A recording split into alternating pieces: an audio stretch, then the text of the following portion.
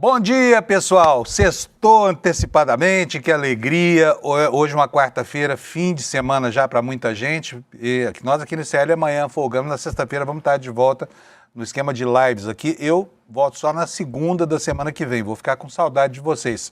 Mas já estou avisando isso por aqui porque a chegada, né, de um feriado, ainda mais com tempo bom na maior parte do Brasil, vai ser muito legal. Acho que vai ser o primeiro feriado com tempo bom aqui para nós que moramos nesta cidade enorme chamada São Paulo, tá?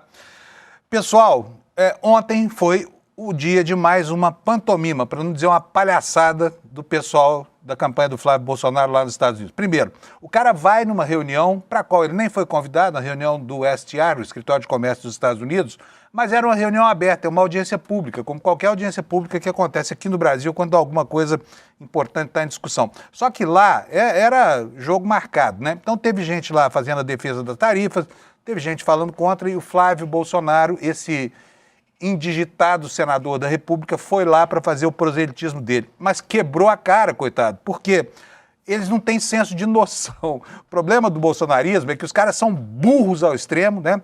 Tanto os líderes quanto os seguidores dos líderes, né? Os adoradores, porque não tem seguidores, tem adoradores. Só que o Flávio Bolsonaro extrapola os limites da burrice, porque ele não consegue articular a campanha dele. Ele mesmo é um sujeito que sabe que tem um bocado de problemas aí. Agora fala-se em vídeos, essa coisa toda, antes dessa história do Vocaro. E ele foi lá para apresentar a razão que o levou até os Estados Unidos para o seu proselitismo. Sabe qual era a razão? A essa altura do campeonato é óbvio que você já sabe, nós vamos destrinchar isso aqui.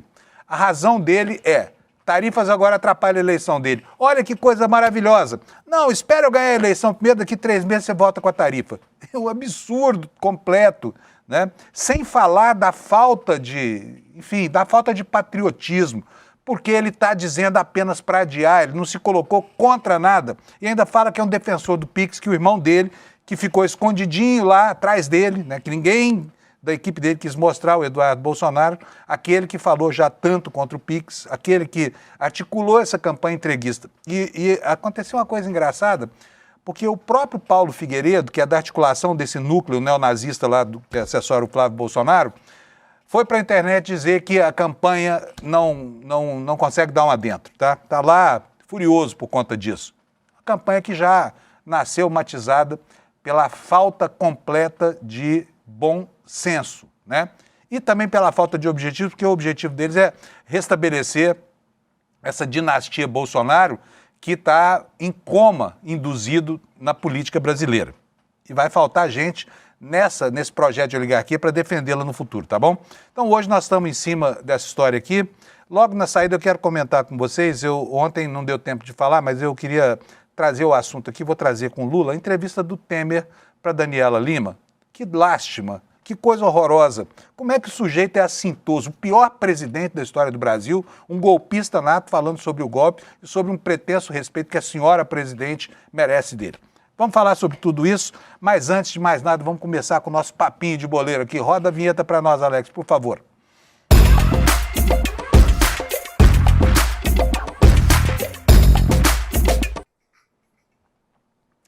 Bom dia, menino. Que saudade do Lula. Parece que faz muito tempo que ele não aparece por aqui, mas hoje o Lula resolveu dar o ar da graça aqui de manhã cedinho, né, Alex? Estamos felizes com isso, né? Cadê o Isso áudio? mesmo. Agora eu voltei. Isso mesmo. Bom dia. Fico feliz que você esteja de novo conosco aqui, Lulinha. O Lula... Estou aqui, Alex, né, para falarmos da lambança de ontem. Qual delas que você quer, Lula? Porque eu fundi de muita lambança em todas as áreas, né? A do VAR, né, no jogo da Argentina, que levou a protestos políticos novamente na Copa, independente, né, do que vimos ontem, do espetáculo de futebol, né, do Messi, sobretudo, e da Argentina. Mas vamos seguir. E você, Alex, como é que vai você? Tudo bem? Tudo ótimo. Hoje é nossa sexta-feira aqui pro pessoal do ICL. Lembrando que na sexta-feira vai ter live do N1 e N2, então vamos descansar, mas não descansar tanto. E hoje, Panunzio, vamos mandar um bom dia especial para a rádio comunitária Nossa Terra FM, que é uma das parceiras aqui do ICL. Se você tem interesse em retransmitir também os nossos programas, tanto da manhã, tanto da tarde, é só mandar no e-mail retransmissão@icl.com.br para ter essa proximidade e levar o ICL para vários lugares do mundo e também aqui do Brasil, né, Panunzio? Isso aí. Lula, conta pra nós como é que foi o jogo. Eu não vi o jogo da Argentina ontem, eu vi só o resultado e vi que a Argentina deu uma virada espetacular, né? E foi uma virada histórica. Eu agora estou torcendo pela Argentina, viu? E não vem me criticar aqui no Papo Legal, nas redes sociais. Eu agora, eu sou praticamente um argentino. A Suíça vai passar agora. Olha, não, o Alex não está torcendo, ele está pela Suíça, ele está apenas sacramentando aqui que você é o Mick Jagger, né, do streaming brasileiro. Isso. Ou seja, é o maior pé frio. Né? Então eu vou torcer pela Suíça. Não, o que aconteceu ontem? Um jogo de futebol espetacular, né, dentro de campo, porém com um benefício inegável do VAR a favor da Argentina em dois momentos. Num que não necessariamente influiria no resultado, né? O Egito entrou em campo com um foco absoluto nos defeitos da grande seleção argentina, e a defesa é um problema da Argentina, a perda da bola, né, do meio para trás, né, é um problema da Argentina, a incapacidade de perseguir os atacantes, os pontas, né, da seleção adversária, quando eles correm em direção ao gol, é um problema da Argentina, e isso se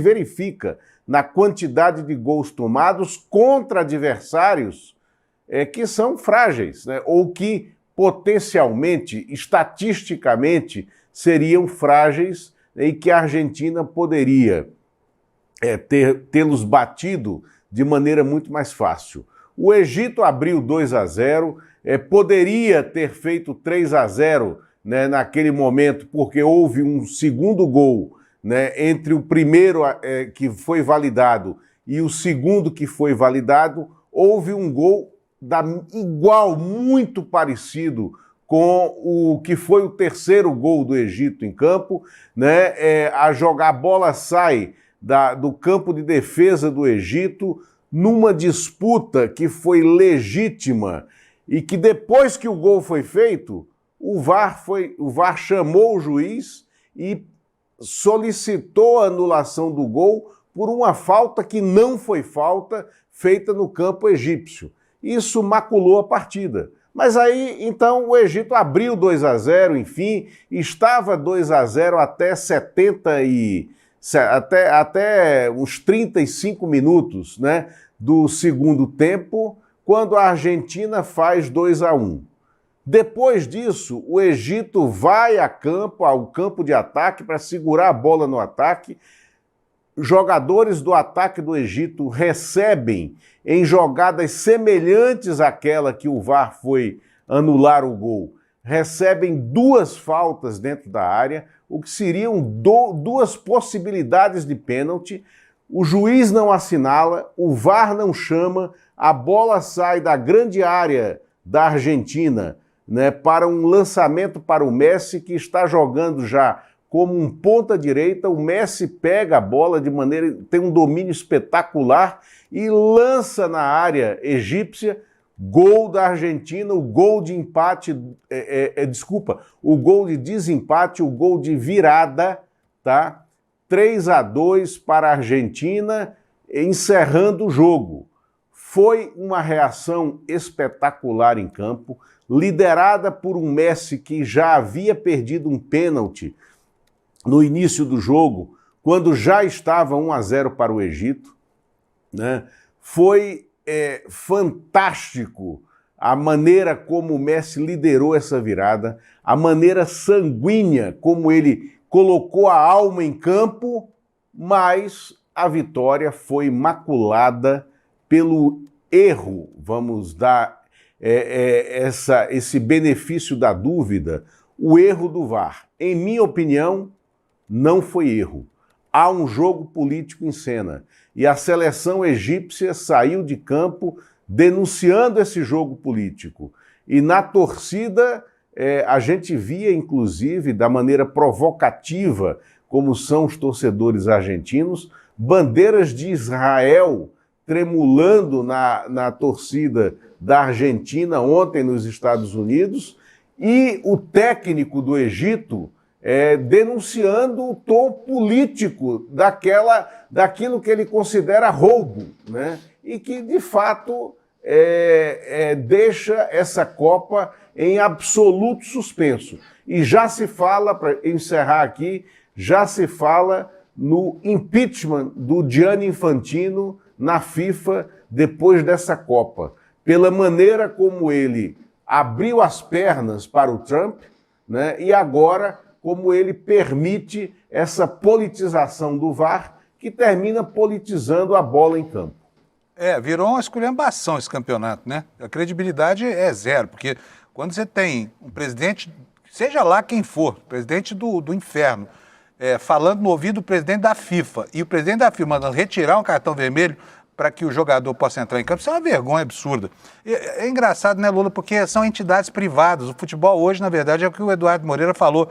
Olha, descobrimos todos que nós estamos torcendo por empresas na Copa, né? A empresa CBF, a empresa FIFA e tudo mais. Agora, o negócio da bandeira de Israel ontem foi meio absurdo, né? Eu tenho aqui uma imagem aqui, bota minha tela no ar, por favor, Alex, olha aí, ó. Esse aí é o técnico da seleção egípcia, no jogo anterior, ele tinha vestido a bandeira da Palestina porque ele é de ascendência árabe e aí, para afrontá-lo, né, a torcida argentina desfraudou a bandeira de Israel no estádio. E ele discutiu com os torcedores da Argentina, com muita razão, né, Lula? Não, com muita razão, não só discutiu com os torcedores, mas ele fez depois um discurso mostrando que estava melada a Copa. Ele fez, inclusive, durante o jogo, o gesto de interrupção, né, da partida por racismo, porque houve atos de racismo da torcida argentina contra os egípcios, eles imitando, inclusive, macacos na arquibancada, e o jogo não foi interrompido. O juiz deu cartão amarelo para ele. É um absurdo completo, né? E você, Alex, como é que você viu o que aconteceu no jogo de ontem? Os bastidores, né? O que não estava dentro das quatro linhas, para repetir uma expressão que o Brasil conhece tão bem. Sim, então ontem o jogo foi 1h da tarde, foi bem aqui no horário que eu estou prestes a sair do ICL.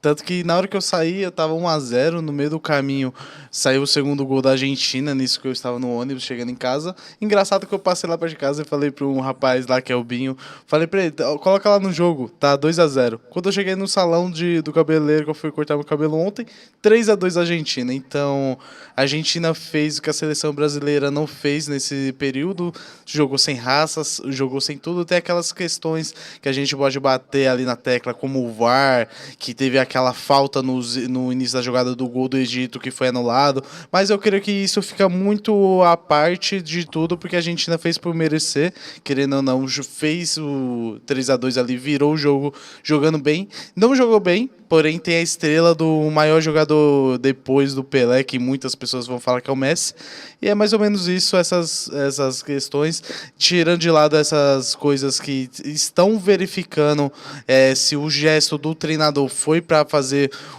a paralisação por racismo, ou chamando o juiz de ladrão, estão averiguando isso, porém, tanto que o treinador do Egito levou um cartão amarelo pelo juiz, se fosse o gesto, ele não tinha que tomar cartão, tinha que paralisar a partida para verificar o que estava ocorrendo naquela situação. Então vamos nessa. Infelizmente a Copa do Mundo, essa Copa do Mundo já está manchada desde o início, desde quando tinha muitos torcedores de países como Senegal, entre outros, que o Trump não colocou lá para dentro porque tinha restrição com o público de cada país ali também. Lula, a gente, só te atrapalhando um pouquinho, só para não perder o raciocínio aqui, Quando houve a Olimpíada de 1936, 90 anos atrás, teve o episódio do Jesse Owens, que era um negro americano muito rápido, e o Hitler queria derrotá-lo, queria que os brancos alemães arianos derrotassem o Jesse Owens, o que acabou não acontecendo. Faltou combinar com o Jesse Owens essa derrota que ele não aceitou, porque ela estava revestida de um sentido mesmo de reparação étnica, né? Que agora a gente vê que, apesar do século que passou, a cabeça das pessoas não mudou tanto assim, né, Lula? Quer dizer, gente com a disposição de fazer campanha supremacista, de evidenciar a xenofobia, o racismo, está aí presente em todos os segmentos da atividade humana, inclusive, especialmente no futebol, né? Não, é isso. E foi o que vimos no episódio do cartão vermelho do Balogun suspenso e na reação na bola da Bélgica. A Bélgica derrotou, humilhou os Estados Unidos na bola no jogo de 4-1.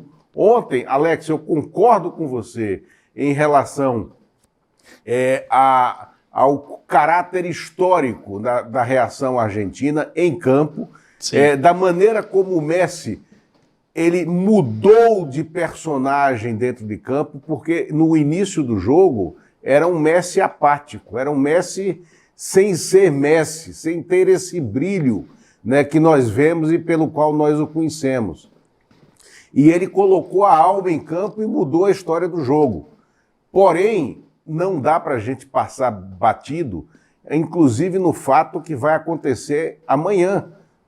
Para o jogo França e Marrocos, a FIFA já definiu que toda a arbitragem será argentina. Né? Então, isso é um outro aspecto que está chamando a atenção nos bastidores dessa Copa, que, como eu disse antes, está maculada pela manipulação de resultados. Isso por quê? Por que a Argentina ganhou esse protagonismo todo entre essa ala ideológica, digamos assim, não é ala nenhuma, é FIFA ideológica, mas enfim, por quê? Por causa do Milei? É isso, Lula? Eu acho que eles querem repetir a final de 2022, não sei se pode ser isso também, algo do tipo. Ou eles querem consagrar o Messi, né, que é hoje o maior personagem do futebol e que reverte em negócios para essa FIFA desmoralizada e argentária. Muito bom. Bom, o que nós temos para hoje, Alex? A gente já falou bastante sobre os jogos de ontem, vamos falar sobre os de hoje. O que nós vamos ter? Ontem foi 3-2 a Argentina contra o Egito, e só para não deixar passando, a Argentina vai enfrentar a Suíça, agora nas quartas de finais. Foi um jogo mais um xadrez tático ali entre a Suíça e Colômbia. Foi um jogo meio apático, o jogo foi para prorrogação, e nisso foi para os pênaltis, e a Suíça ganha de 4-3 da Colômbia e irá enfrentar a Argentina agora. O que acontece é que acabou, hoje teremos um respiro de Copa do Mundo. Amanhã, a partir de amanhã, voltará os jogos das quartas de finais, que eu vou pedir para o Anderson passar, por gentileza, para colocar a nossa tabelinha do mata-mata. Por favor, foi isso.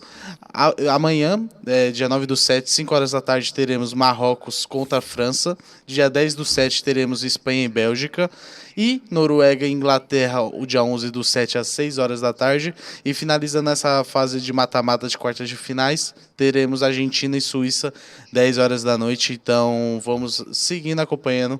E segunda-feira, aqui no Desperta, a gente traz os resultados dessas partidas. Bom, sabe que eu sou uma metamorfose ambulante no futebol, porque eu sou um ignorante, eu me declaro, então eu posso falar bobagem à vontade, vocês já sabem, né, que a minha opinião aqui não vale nada, não é para levar em consideração.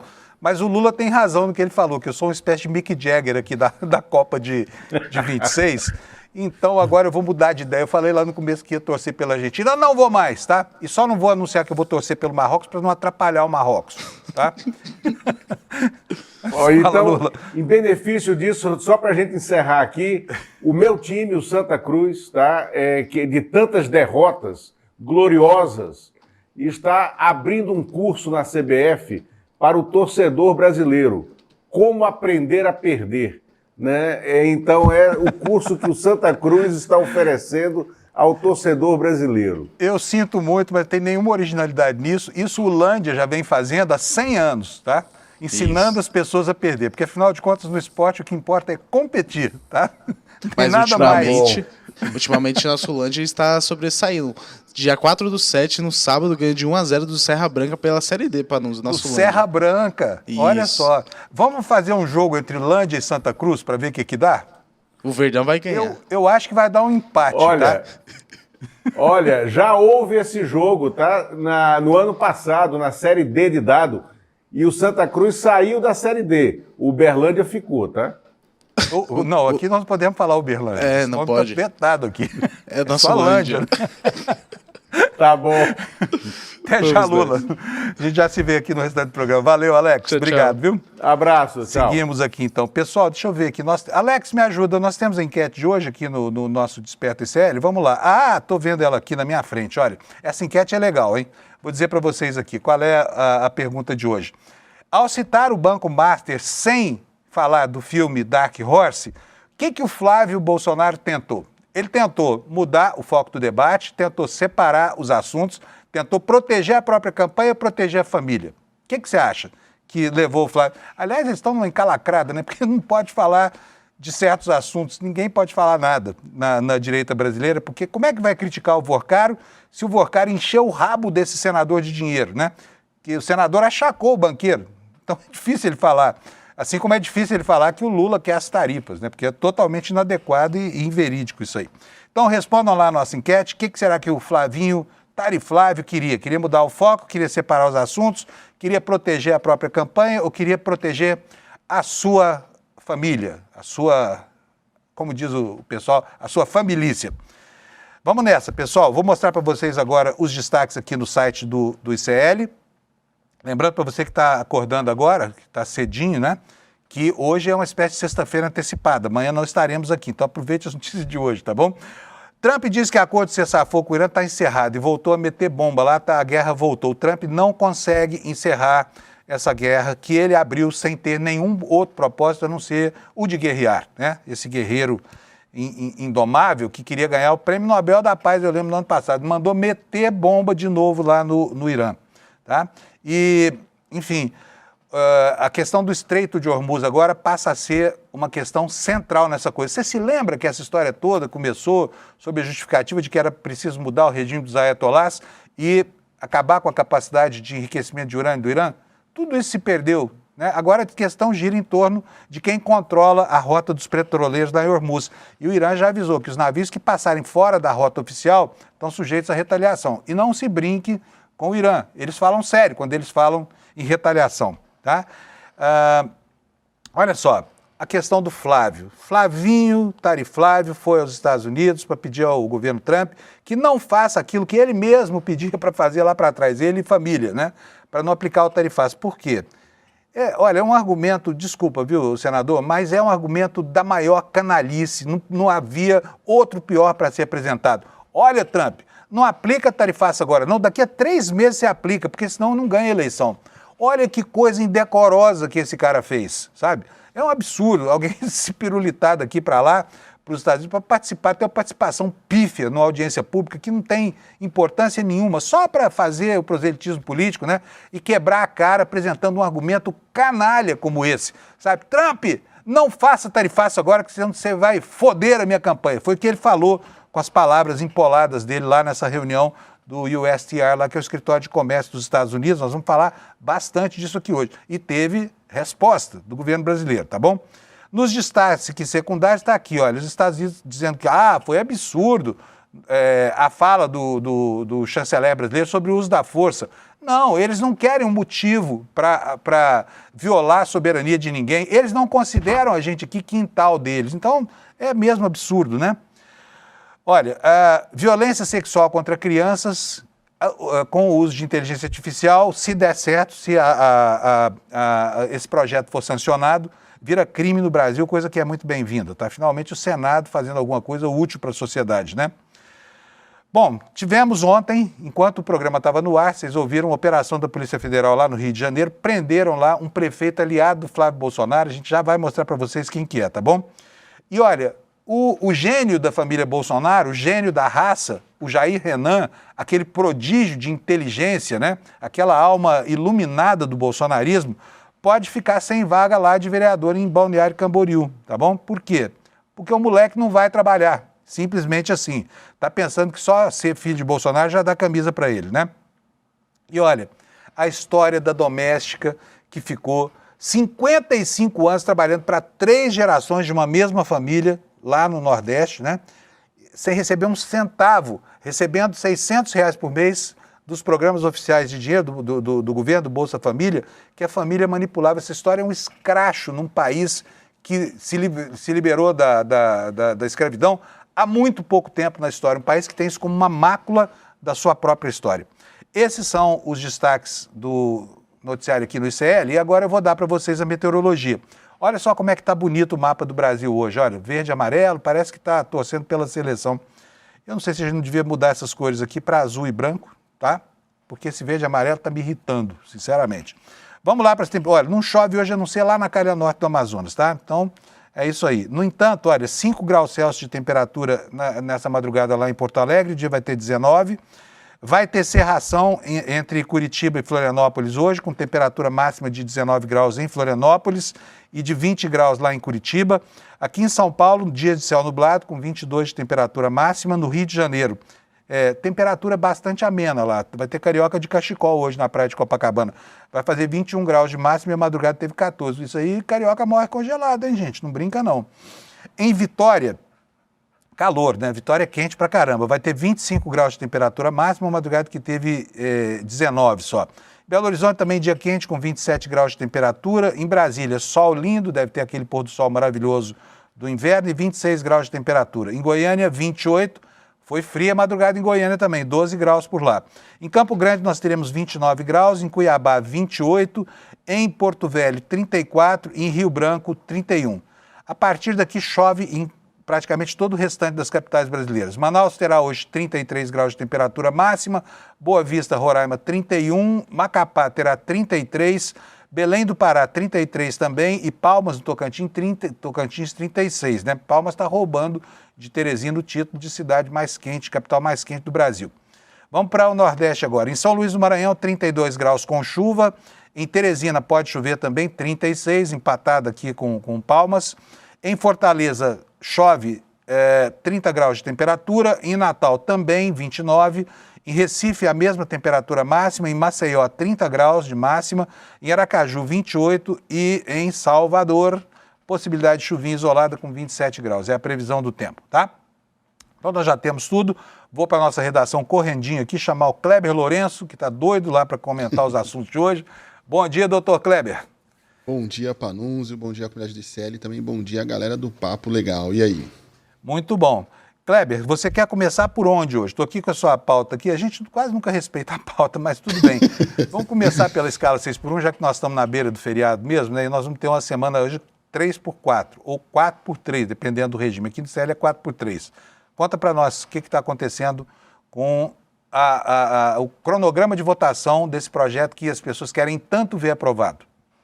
Olha, na verdade está acontecendo nada, porque não há nenhum cronograma, não há nenhum então vamos passar para outra notícia. Não está acontecendo nada, vamos... Na verdade, esse é o problema do fim da escala 6x1 no Senado, né? Simplesmente acontece nada, morrerá de inanição o tema se depender de Davi Alcolumbre. A gente até comentou aqui no comecinho da semana que havia uma expectativa de que tivesse uma reunião de líderes para Davi Alcolumbre falar sobre alguns temas importantes da casa, incluindo o fim da escala 6x1.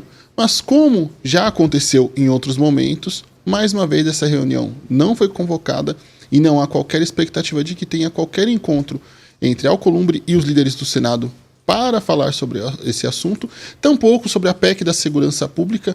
Eu até gosto de ressaltar também esse ponto, porque não é só a escala 6x1 que está sendo prejudicada, é também a PEC da segurança pública e outros temas caros à sociedade brasileira. Não é uma briguinha entre a Davi Alcolumbre, que gosta de ficar criando dificuldades para o governo Lula. Não, ele está criando dificuldades para a sociedade brasileira. E esse é um ponto que eu vou bater muito e ressaltar muito nas nossas conversas sobre essa questão e a gestão também de Davi Alcolumbre frente ao Senado, Panunzio. Então, de notícias em relação à escala 6x1 é que simplesmente ele está tentando deixar a todo custo o tema morrer de inanição para que ele consiga votar esse assunto só depois das eleições, assim, sem a pressão dos senadores de se reelegerem, afinal de contas, 2/3 da casa poderão ser reeleitos ou não este ano. E aí ele fica tentando jogando esse tema para depois das eleições, para que ele possa tentar desfazer o texto, deformar o texto, ou até mesmo derrubar o texto que foi aprovado na Câmara dos Deputados. Ou seja, todo tipo de artifício e subterfúgio para que esse tema não avance. Assim como a PEC da segurança pública, que também não avança e continua ali criando dificuldades para toda a sociedade brasileira.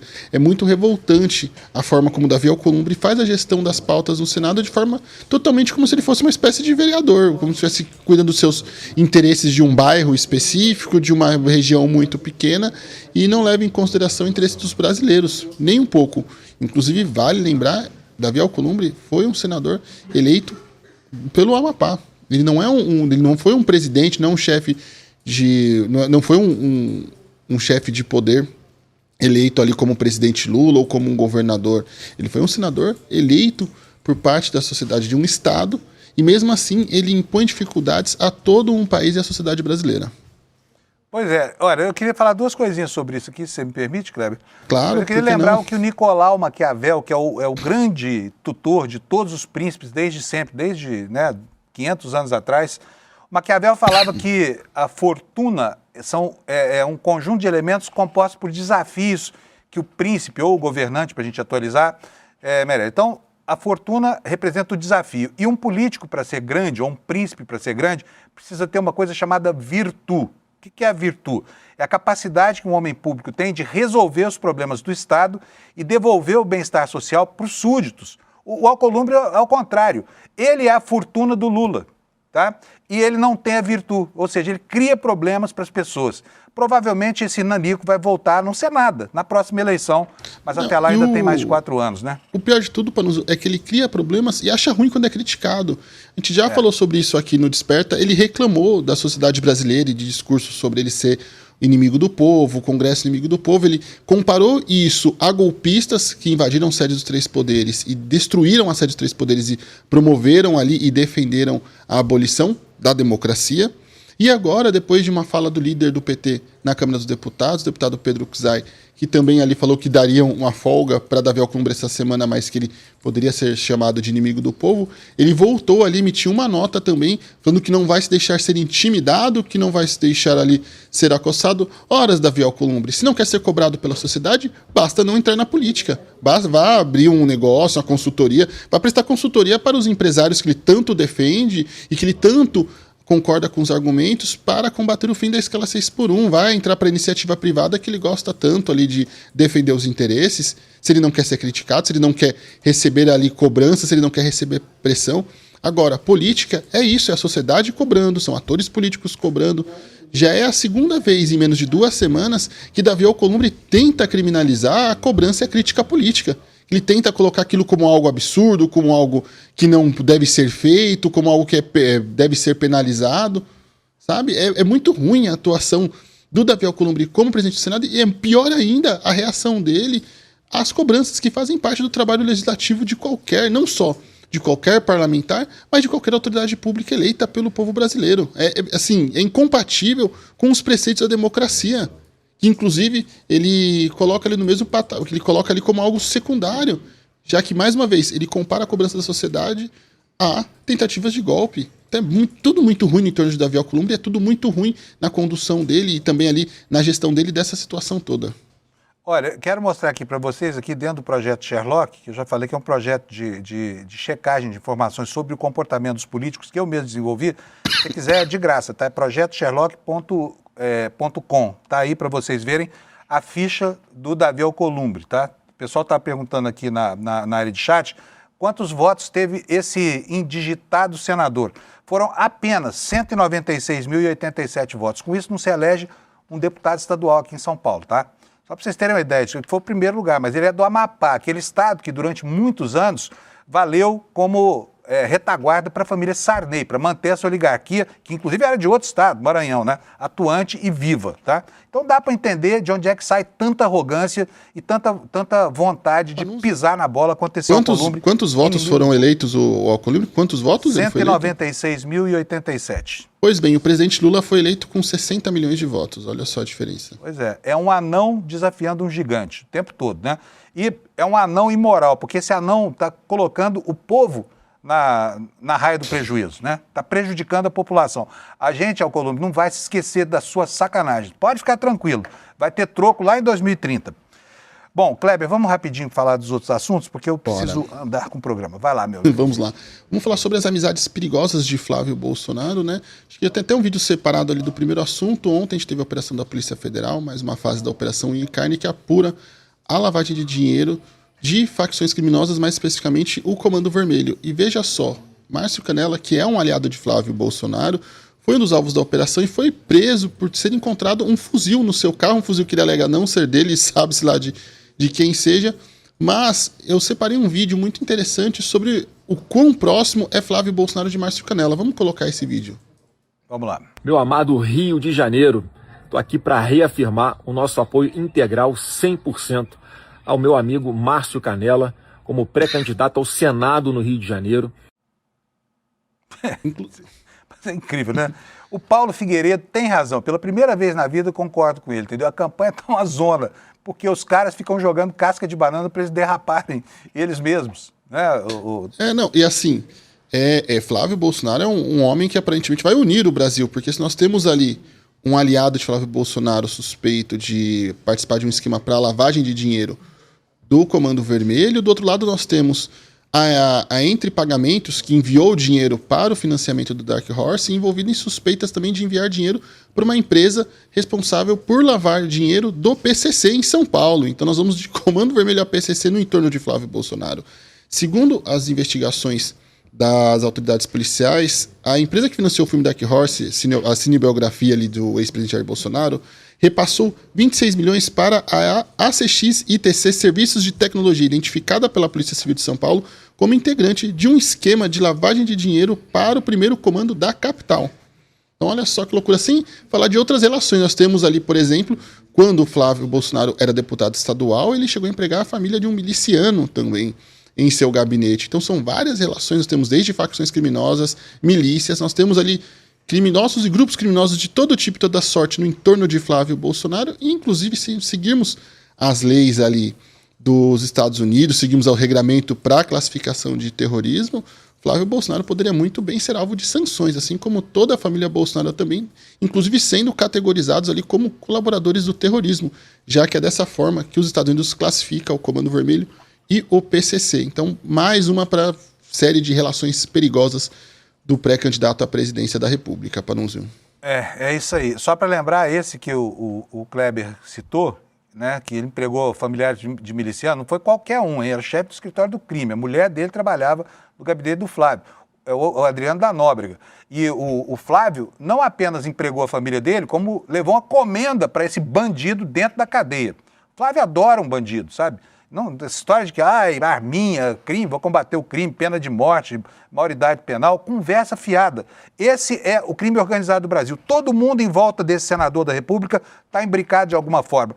Ciro Nogueira, Antônio Rueda, né, que são dois próceres do crime no Brasil. Enfim, não vale nem a pena repetir aqui, porque eu precisaria de tanto tempo que uma edição só não seria suficiente para nominar os amigos do crime organizado no Brasil, que estão ao lado do Flávio Bolsonaro, que também é amigo de criminosos, tá? E Sim. Aqui não vai nenhuma calúnia, não vai nada. É verdade. Ele deu uma comenda, foi lá na cadeia levar. Ele é chave de cadeia quando quer agraciar um condenado pela justiça brasileira por ser um assassino perigoso. É isso aí. E aí, para mais duas apurações para fechar ali a confusão e a bagunça na campanha de Flávio Bolsonaro, a campanha do senador da República omitiu Eduardo Bolsonaro de uma foto enviada ali para jornalistas. Ontem tivemos um encontro da audiência de Flávio Bolsonaro com autoridades americanas para falar sobre o tarifaço contra o Brasil. E a foto enviada pela assessoria para a imprensa é essa foto que está agora na tela, que não tem ninguém menos do que Eduardo Bolsonaro, o irmão que o comando oculto da campanha de Flávio Bolsonaro. Mas uma foto de Eduardo Bolsonaro publicada no próprio X e também nas suas outras redes sociais, mostra que o enquadramento da foto é muito maior. Veja só ali quem estava ao lado, na audiência, acompanhando, sim, Eduardo Bolsonaro, que é o melhor amigo ali de Paulo Figueiredo, e que a campanha, ou parte da campanha de Flávio Bolsonaro, vem tentando esconder ali de alguma maneira, porque entende que o irmão de Flávio Bolsonaro é extremamente tóxico para a campanha, dificulta a ampliação dos votos. e é o mais extremista dos três irmãos mais velhos ali de Jair Bolsonaro. Então essa foi a foto. Em cima nós temos a foto publicada por Eduardo Bolsonaro e embaixo nós temos a foto divulgada pela assessoria de campanha de Flávio Bolsonaro. E nessa seara também, ali ampliando ainda mais a confusão, o caso Dark Horse ampliou a guerra interna no bolsonarismo. Tivemos 2 rachas ali interessantíssimos nessa história, Panunzio, porque parte dos aliados de Flávio Bolsonaro acredita que sim, André Mendonça está agindo em consórcio com Michele Bolsonaro para criar dificuldades a Flávio Bolsonaro e até mesmo inviabilizar a sua candidatura para que Michele seja a cabeça de chapa ou a vice na campanha presidencial desse ano.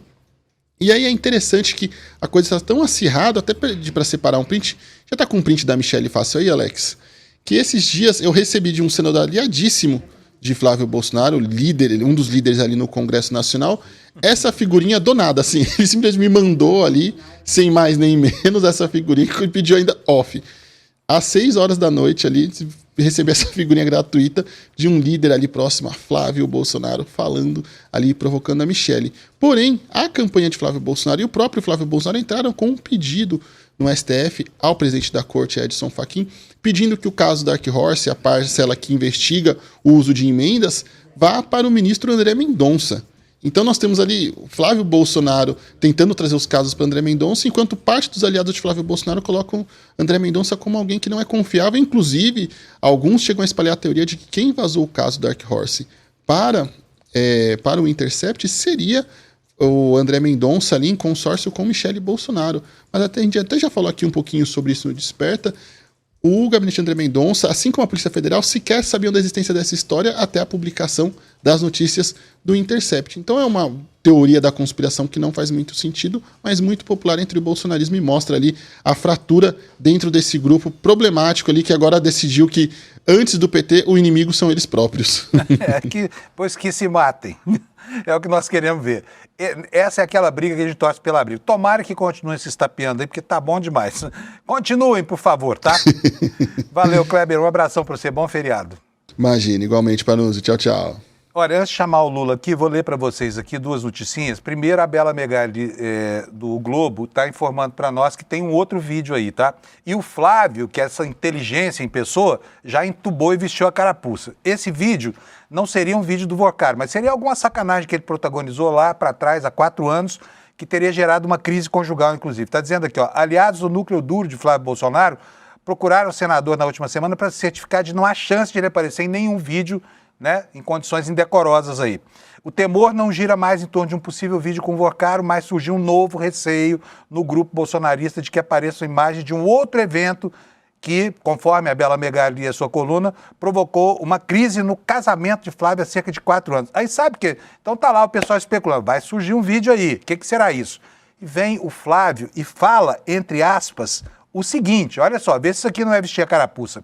Ninguém melhor que a minha mulher que está aqui do meu lado, que é quem poderia me julgar, ou seja, está acertando que há uma causa em questão, que há uma lide aí no casamento dele, né?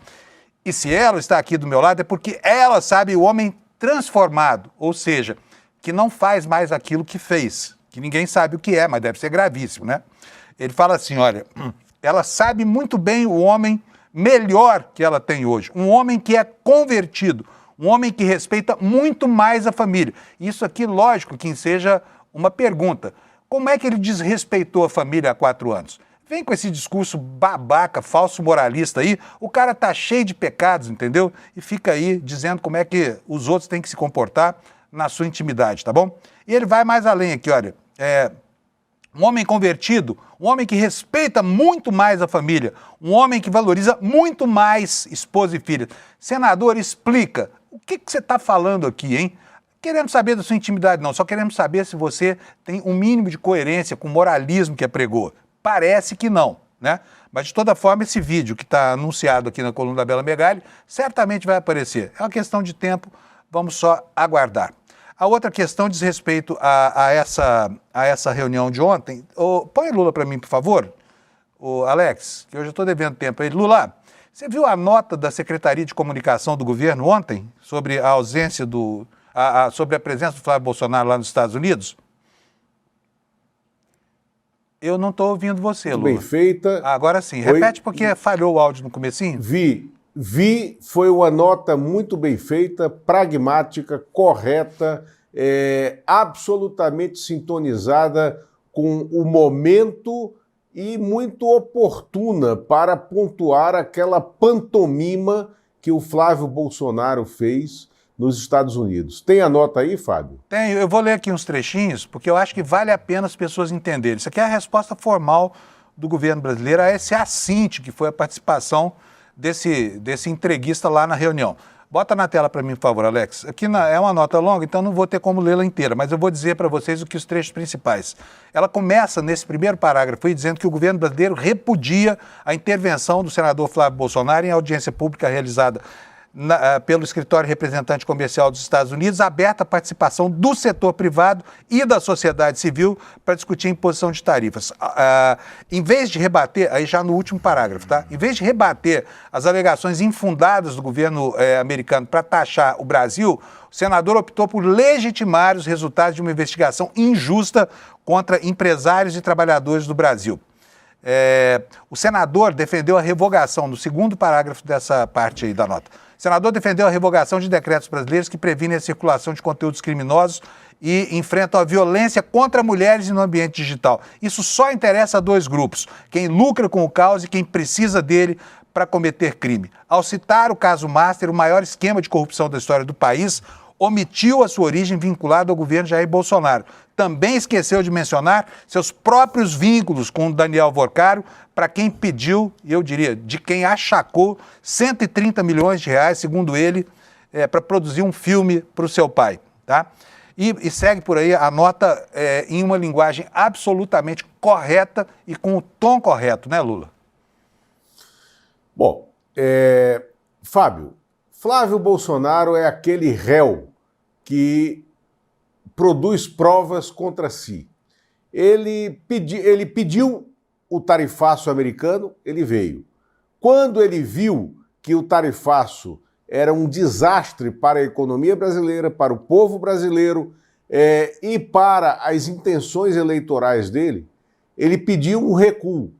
Aí, em vez do recuo, veio a condenação americana ao PIX, que é um meio de pagamento 100% brasileiro, inclusivo, e que foi adotado pela população brasileira quase de maneira absoluta.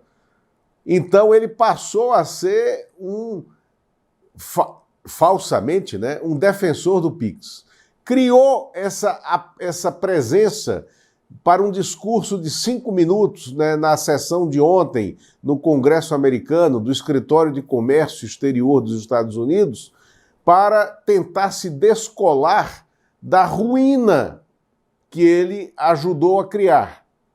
Não deu certo.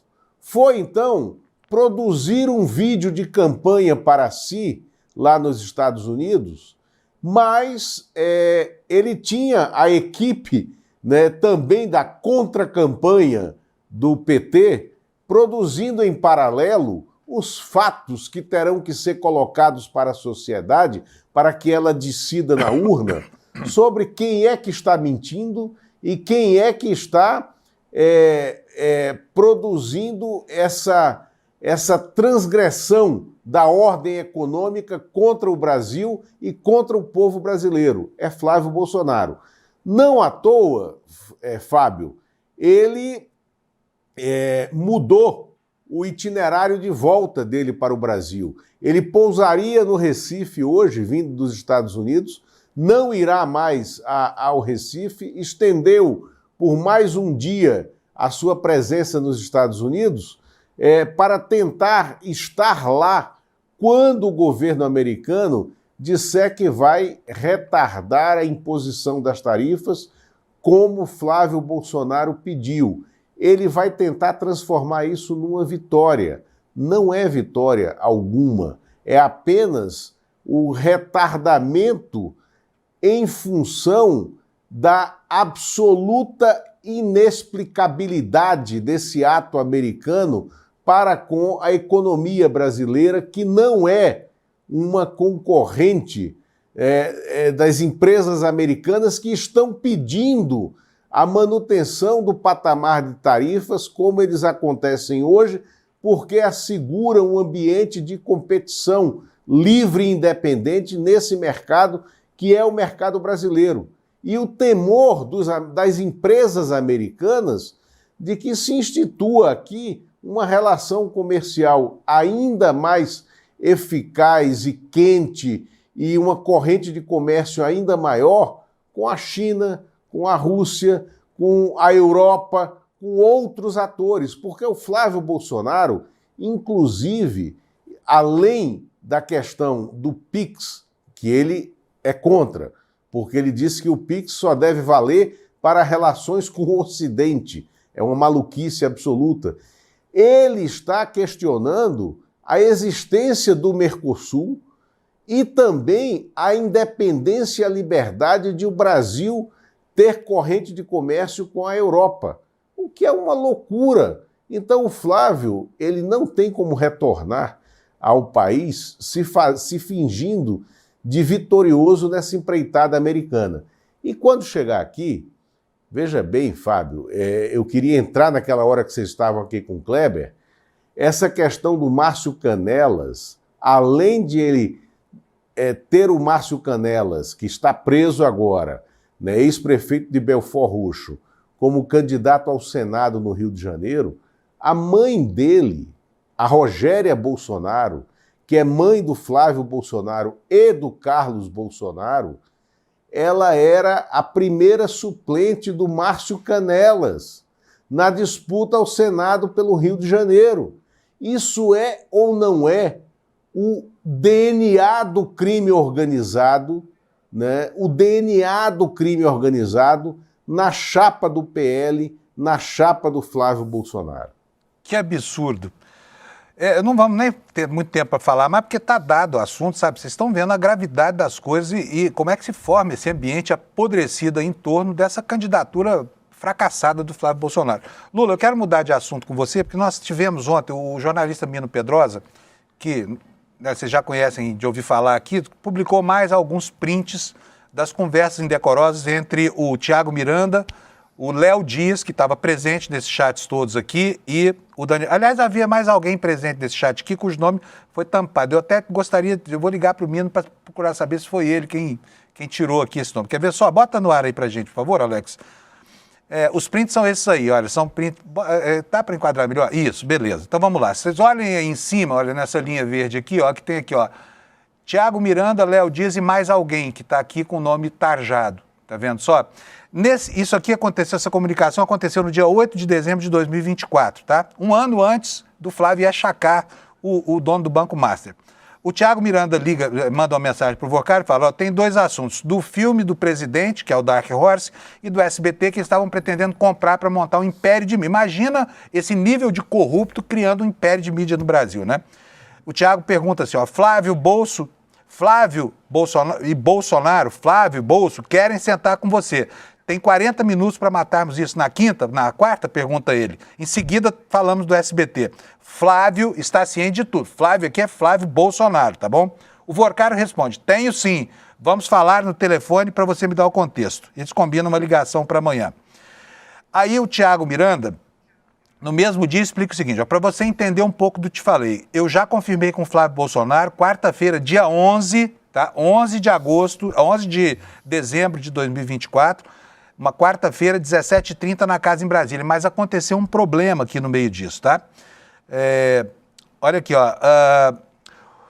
O Flávio deveria aparecer, então, às 17h30. Lá pelas tantas, o Thiago manda uma mensagem para o Vocário e pergunta, tudo bem, tudo ótimo. E aí o Thiago fala, olha, eu estive com o Flávio hoje, levei ele para conhecer o presidente da BYD, tá? Foi muito boa a conversa, vai sair negócio, ele resolveu a questão do filme. Liguei para a assessoria de imprensa da BYD para saber se eles querem se manifestar sobre isso e explicar que diabo de coisa é essa que a BYD resolveu o problema do filme de Bolsonaro. O problema do filme era grana, tá? Segue aqui. No dia desse encontro, né, no dia 11, às 18h30, uma hora depois da hora marcada, o Thiago de novo escreve para o Vocário. Flávio está atrasado, falou que vai demorar, está na votação da reforma tributária, que ele vai subir para defender agora. O que você sugere? Aí os dois conversam por áudio, né? E logo depois, às 18h30, o Thiago Miranda fala o seguinte, olha, desculpa a confusão que o Flávio fez, vou conduzir isso da melhor forma. Sabe o que aconteceu? Bota aqui a câmera para mim, Alex. Sabe o que aconteceu, gente? O Flávio bypassou o Thiago Miranda, apareceu de surpresa lá na casa do Daniel Vorcaro. Bypassou porque não queria a presença de uma pessoa a mais para discutir certos assuntos que eu até imagino quais sejam, mas não vou dizer aqui o que eu penso para não correr o risco de ser processado. Mas imagina o que os dois tinham para tratar no encontro surpresa, né, Lula? Olha, aí o Thiago Miranda fala assim, desculpa a confusão que o Fábio fez, porque apareceu lá na sua casa, e ele fala assim, ó, isso não se faz, eu tinha combinado com ele. Como é que o cara aparece na sua casa assim? Mas o recado foi dado. Que diabo de assunto será que Flavinho Bolsonaro, Flávio, foi tratar com o banqueiro mais corrupto da história do país, Lula? E ciente de tudo havia muito tempo. Houve vários outros encontros por essas conversas aqui entre Flávio Bolsonaro e Daniel Vorcaro. Não foram só as duas a que ele se refere, certo, Lula? Concordo. Bom, o tema em tela era dinheiro. Né? O Flávio Bolsonaro estava atrás de dinheiro do Daniel Vorcaro. E existia um agente comissionado no meio. Era o Thiago Miranda. Então, o Flávio Bolsonaro talvez quisesse ter a conversa direta e tirar o agente comissionado do meio, ou para não pagar comissão, ou para o presente ficar num volume maior para ele, porque viria de maneira líquida e certa, ou porque queria ampliar essa relação direta com o Daniel Vorcaro, que ele já tinha. E aí não dá para a gente achar que a relação parava naquele momento e que era apenas em relação ao filme. Né? Como disse o Fábio aqui, ninguém aqui em Brasília aparece na casa de outra pessoa, quando são personagens que estão no centro da disputa econômico-financeira e do lobby político, por acaso. Aqui é uma cidade onde as pessoas avisam que estão indo e dão o motivo e a razão do porquê do encontro. Não há essa política de portas abertas, né? Quando alguém chega na sua porta, é porque tem algum interesse para resolver. É assim que funciona aqui, sempre foi assim, e nós sabemos o que é que alimenta essa corrente. Eu quero falar, Fábio, ainda acrescentar aquela questão do vídeo que você colocou aqui, da nota da Bela Megali, porque o Renato Rovai, editor da revista Fórum, também está falando desse vídeo de maneira muito mais direta, dizendo que é um vídeo que envolve, sim, a participação do Flávio Bolsonaro numa esbórnia com mulheres, como se fosse uma nova edição daquela festa com as astronautas ucranianas e russas, né? E que há imagens do Flávio Bolsonaro nessa festa. É isso que o Rovai está falando também na revista Fórum. Então, vamos ler a revista Fórum mais tarde, não tem poder nenhum, tá, pessoal? Fiquem aqui mesmo, para manter a nossa audiência. Só para terminar esse assunto aqui, uma semana depois dessa conversa, né, de que o Flavinho Bereré, o Flavinho Bolsonaro, foi lá para conversar de surpresa com o Vorcaro, né, tá aqui o resultado dessa conversa. Olha só, o Thiago Miranda, já menos indignado, escreve para o Vorcaro, pergunta, tudo bem? Já estou com tudo em mãos, como é que eu prossigo? Bota aí, Alex. Como é que eu prossigo? Me dê as coordenadas. Aí o Vorcaro me manda o que seria o inicial, quer dizer, o valor, tá? E as instruções. Vou te encaminhar, pedir para o Mário Frias, talvez o político mais dissimulado depois do Flávio Bolsonaro nesse episódio todo, ele fala assim, ó, pedir para o Mário Frias centralizar tudo comigo. Ou seja, ele estava conversando aqui com o Mário Frias. Aí o Vorcaro, olha só, uma semana exatamente depois dessa conversa, deve ter sido a conversa do Achaque, tá? Ele fala assim, já tem que mandar 4 milhões de dólares agora, é isso? E aí no próximo print já está aqui, olha, no dia 13, 2 dias depois dessa conversa, né, eles falam de novo, e o Thiago Miranda fala, estive com o Flávio hoje, levei ele para conhecer o presidente do BioID, foi muito boa a conversa. E ele resolveu a questão do filme. Estamos aguardando aqui o retorno da assessoria de imprensa da BioID para saber o que isso significa, tá bom, Lula? Maravilha, e não vou falar mais nada porque as imagens que você projetou aqui falam tudo. Então, uma imagem boa fala mais do que 1000 palavras, né, Fábio? E lembrando uma coisa que você mesmo me falou, sabe, Flavinho, lembre-se bem de que quando você pede alguma coisa, você sempre corre o risco de ser atendido, sabe? Exatamente. Vamos lembrar disso. E foi, Lula, né? E foi, né? E foi. bem atendido. Abração, Lula. Bom feriado para você. Abraço, Até segunda-feira. até logo, também. E olha, eu quero Até mandar um mais. abração para vocês também que ficaram conosco aqui durante todo o programa. Antes de terminar, eu vou dar o resultado da nossa enquete. Cadê, Alex? Bota aqui no telão para mim, por favor. Ou vamos falar primeiro da nossa promoção agora? Vamos? Aqui a enquete, aqui, olha. Está aqui a enquete para vocês. Ao citar o Banco Master sem mencionar a Dark Horse, o Flávio tentou, segundo a maioria, 58%, proteger a própria campanha. Em segundo lugar, ficou a resposta, mudar o foco do debate. Não, opa, errei aqui. Proteger a própria família. É a segunda resposta mais popular aqui entre nós. Depois, mudar o foco do debate e, por fim, separar esses assuntos. Vamos agora para a próxima promoção do ICL. Olha aqui no telão, ó.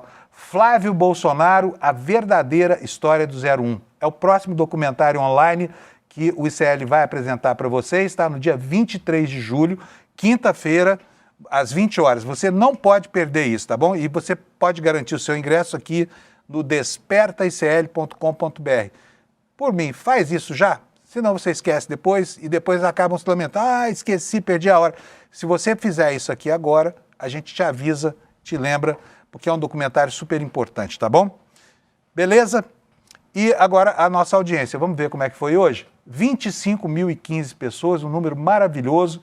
9.000 além da Rádio Jovem Pan, da Jovem Pan News, e mais do que o dobro da audiência da CNN Brasil. É mole? Graças a você, tá bom? Obrigado pelo prestígio e a gente aprecia muito isso. E para nós é uma honra, né? Que a gente possa ter essa primeira audiência, primeiro lugar entre todos os noticiários da internet. Bom dia para você, bom feriado, aproveite, descanse bastante. Segunda-feira a gente se encontra aqui. Tchau. Durante anos, a família Bolsonaro construiu uma imagem de união de família tradicional inseparável. Mas basta olhar os bastidores para perceber que a história é bem mais complexa do que eles apresentam. Recentemente, um conflito entre Michele Bolsonaro e Flávio Bolsonaro veio a público. Discussões sobre alianças políticas, disputas por espaço dentro do partido e também acusações de desrespeito mostraram que a sucessão do bolsonarismo está longe, muito longe de ser um consenso. Mas esse episódio levanta uma pergunta maior. Quem é, de fato, Flávio Bolsonaro? O que sua trajetória política revela quando deixamos de lado as redes sociais e olhamos para dentro, para os documentos, para as investigações, para as votações e para os fatos? Foi isso que a equipe de jornalismo do ICL fez. Meses de apuração reunidos em um documentário inédito. Nós vamos exibir tudo no dia 23 de julho, às 8 horas da noite, que será totalmente gratuito.